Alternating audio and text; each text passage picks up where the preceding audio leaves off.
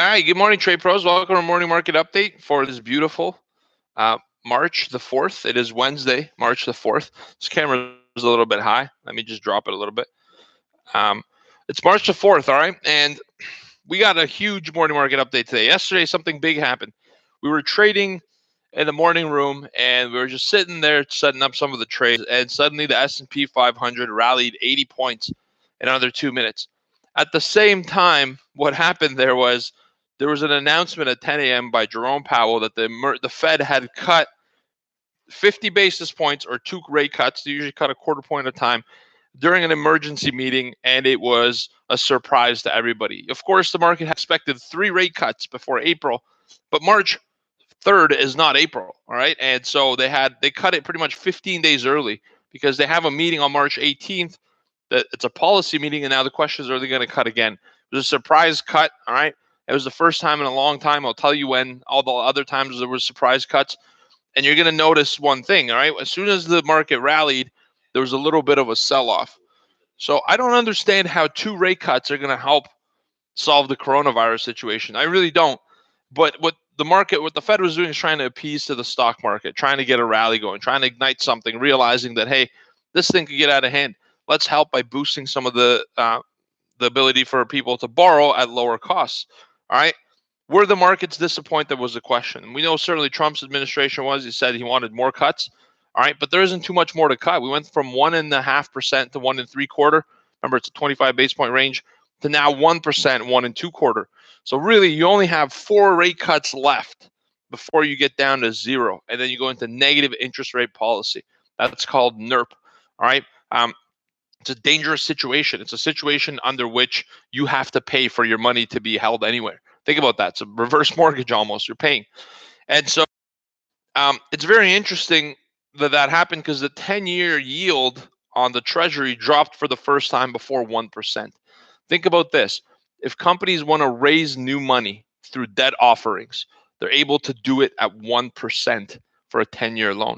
They only have to pay you 1% per year to borrow your money for 10 years. All right. That's disgusting. That's the lowest it's ever been. It's not an interest rate that really awards savers, but since about 2000 or so, 1999, right before the tech bubble burst, we saw a very quick transition. Even before that, you could even say after Nixon removed the gold standard in 71, a few years after that, interest rates peaked and they've been consistently down since then. On that peak was a flip from a reward for saving to a reward to borrowing. So become a borrowing debt society, all right, which is great. It's cheap, but it's going to cause some problems. Debt just inflates this way. So the Federal Reserve cut 50 basis points. Now we're down to 1 to 1.25%. 4 cuts left. A lot of people criticize, not me, a lot of more seasoned institutional traders criticize the Fed and previous Fed members and presidents criticize the Fed for taking action too soon and not realizing how much, how little they have left if a recession does come. If a recession comes, you could only cut 1% because that's all you got left before you go in negative territory. All right. So it's a very interesting thing indeed. 50 basis points was a bit of a surprise, caught the market off guard in terms of the timing because now there's more questions than answers. And that's why the market sold off even with a 50 basis point cut.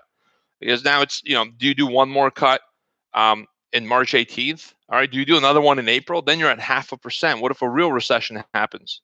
How is this actually helping the coronavirus? All right. And so this is what the market was thinking. There's more confusion than clarity with that move by Jerome Powell. Very interesting. But the markets did respond with quite a bit of a rally right off the gate. Here are other times that interest rates have been cut. All right. August 10th of 2008, the collapse of Lehman Brothers brought about a 50 basis point cut in the federal funds rate as a surprise. All right. Again, in 2008, rather, this was the depth of the financial bubble collapsing from the housing market. All right. January 22nd, stock market fall and increasing sign of recession, 75 basis point cut in the federal funds rate, right? 0.75%. Picture that in comparison. Picture the Lehman Brothers collapse, for those of you that traded, in comparison to the coronavirus so far. And think about it, is it the same? All right, in magnitude. Is it the same warranted amount of stimulus? I got something in my eye. All right, it's interesting, right? 2007, August 17th, subprime mortgages collapsed, 50 basis point cut. September 17th of 2001, 9/11 terrorist attacks, 50 basis point cut. April 18th of 2001, slumping economy, 50 basis point cut. January 3rd of 2001, tech bubble burst, 50 basis point cut. October 15th, 1998, Russia crisis and long-term capital management imploding. Great book written by Michael Lewis about it, 25 basis point cut. All right, and if you look at this, all of these events are significantly more scary than what's happening at the moment. And when you look at a 50 basis point cut, you might say, hey, they've cut 50 basis points before, but there's less meat on the bone. A cut of 50 basis points when you're at 1.5 represents 33% of what you got, right? A cut of 50 basis points in 07 when it was 5.25% isn't that big of a deal. And so this is what you guys need to realize. This is a much more significant move than it appears. All right. And traders are wondering, did the Fed do the right thing? The March 18th meeting is going to be super important. At 11 a.m., Jerome Powell gave a press conference yesterday and basically said nothing. So it's an emergency situation. We needed to cut. And this is preemptive, assuming that things might go wrong with the coronavirus. It could spiral out of control even more. Any questions? That was a press conference. Right? The press conference lasted all of 15 minutes for a 50 basis point cut.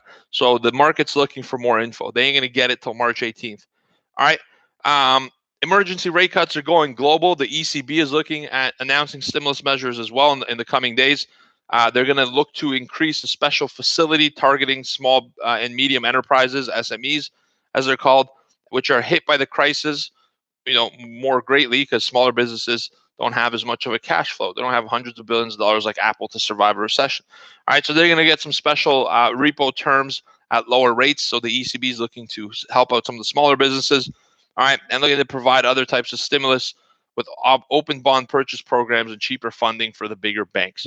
So the ECB is looking to take action as well. So this could trigger a global response. Bank of Japan's already said they're going to do something. RBA, Reserve Bank of Australia, today's cutting rates. All right, so we're back on a stimulus program globally. The question I have is, was this response too drastic too soon? Unfortunately, we're going to find out, but it's going to take a few months.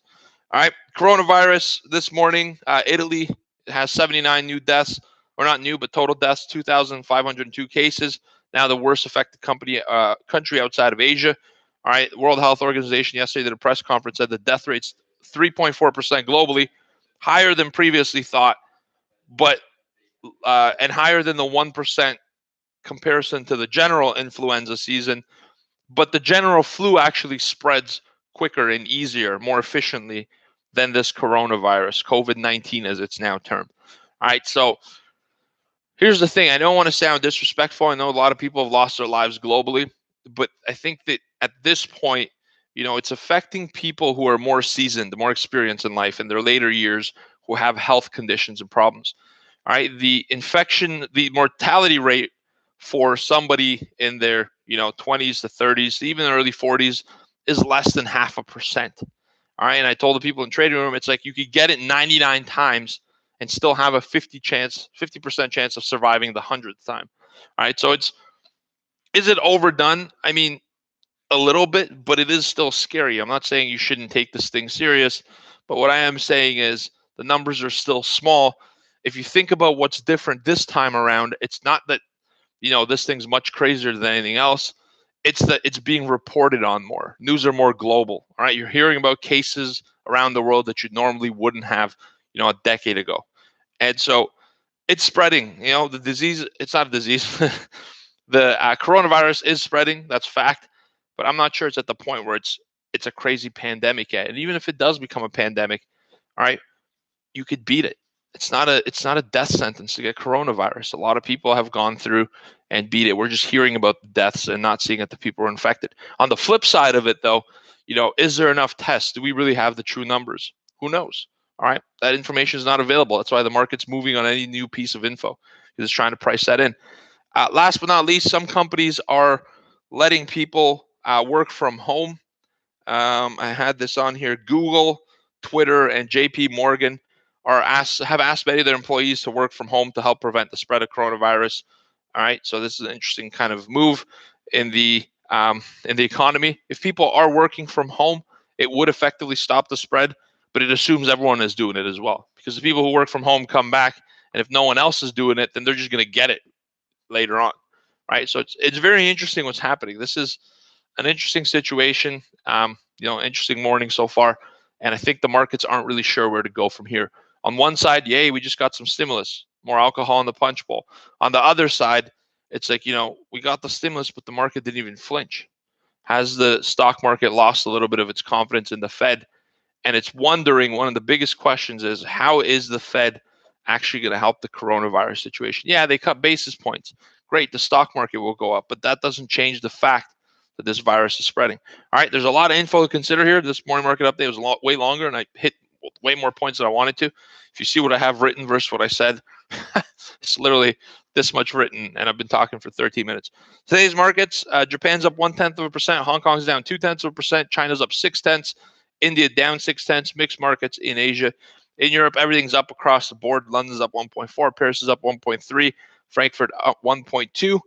And in the US, Dow's up 2.2% overnight.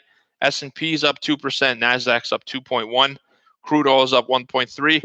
All right, on talks of a new production cut agreement coming shortly. Gold's down 0.1%, Bitcoin's down 1.2. All right, and on today's calendar, we've already gotten this. 8:15, we had ADP jobs report. 9:45, we're going to have PMI services. 10 a.m., non-manufacturing ISM. And 10:30, crude oil inventories.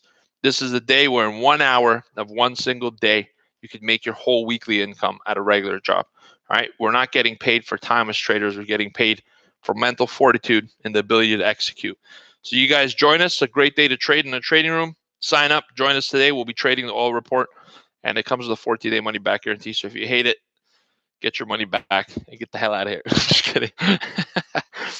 I'm just joking. But in all seriousness, you do have a risk-free guarantee. Love you guys. Have a great rest of your day. I got to turn around and hand it over to our good friend here to do oil. I usually see very few comments, very quickly, a few comments on YouTube. RBA still monitoring the situation, still cut if it's not contained. Right, I agree, Ashish, but they're, the next move is they're looking to cut. It wouldn't be a hike. And so they're ready, locked and loaded for some stimulus as well. A vaccine may be the good news we need. I agree.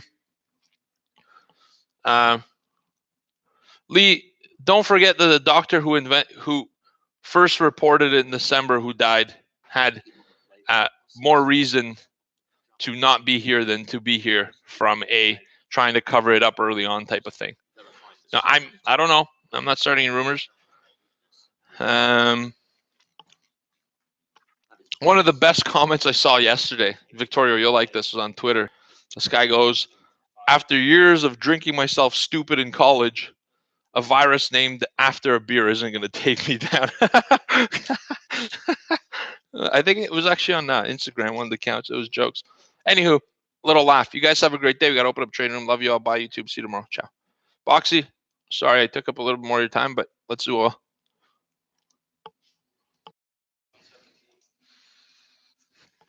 Taking a